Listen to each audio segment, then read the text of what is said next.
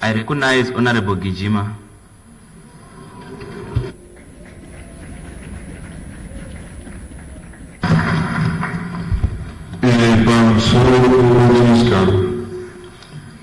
Ndinotanga tena hurumende yeZimbabwe pamwechete nahonorable vedu vamusiwa mumiririri wedu rwandinobva mutoko East constituency nekuda kwemabasa makuru avari kuita mukuvandudza kuwanikwa kwemvura yakachena, utsanana nezvimbuzi munharaunda, zvibhorani zvakacherwa zvakagadzirwa izvo zvakabatsira kuderedza dambudziko rekushayikwa kwemvura uye zvapa vana mukana uri nani wekudzidza vari munzvimbo dzine utsanana. Zvisinei mbato yechigaro, isu semajunior members of parliament basa redu haringogumiri mukutaura chete mbato yechigaro. Tinofamba munharaunda dzatinomirira tichiona matambudziko evana, tichitora umboo hwakazara nemufananidzo uye tichihutumira kumaministry akasiyana kuitira kuti matambudziko aya agadziriswe. Ndinotenda zvikuru His Excellency vakatipawo matablet kuitira kuti basa redu rive nyore. Asi mubato wechigaro ndine chikumbiro chidiki kuna His Excellency the President ndichiti makamera ematablet edu hanyatsotori mufananidzo yakajeka nguva dzose.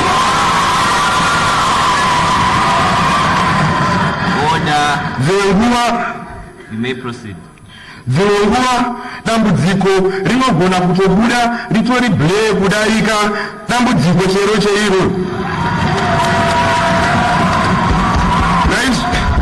Naizvozvo neruremekedzo rukuru kuna His Excellency tinokumbirawo kuti kana zvaikwanisika isu semajunior members of parliament tigadzirirwewo tiitirwewo tipuwewo mudziyo ine makamera emhando yepamusoro kana muchifungawo kana kuti muchionawo zvakakodzera kuti pawo iwayo iPhone 17 Pro Max achiri muyaya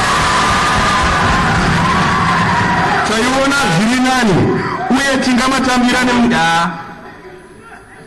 Honorable Gijima, can you please wind up your debate? Izvi hazvisi zvekuti tifadze technology kana kuti tivhaire, asi ndezvekuti tikwanise kutora umboo hwakajeka hwezvinonetsa zviri munharaunda yatinobva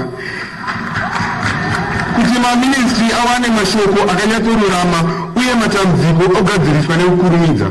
Ndinokumbirawo ndakamirira vamwe vangu vese vadiki majunior parliamentarians tichimokumbirawo kuna His Excellency tichiti tinovimba kuti chero mudziyo iyi kana mazotipa iPhone 17 Pro Max aya tichamashandisa nemazvo uye tichita basa ramakatituma. Thank you.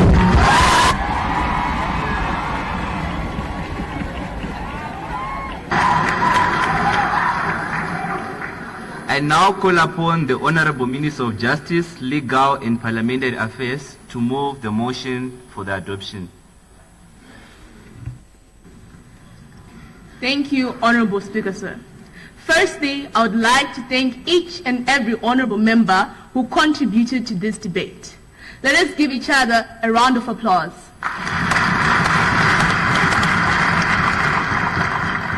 Honorable Speaker, sir, I now move that the motion be now adopted. I put the question that the motion be adopted. Those of that opinion say aye. Aye. Those of the contrary opinion say no. No. The ayes have it. The ayes have it. And the question is accordingly affirmed and the motion is adopted.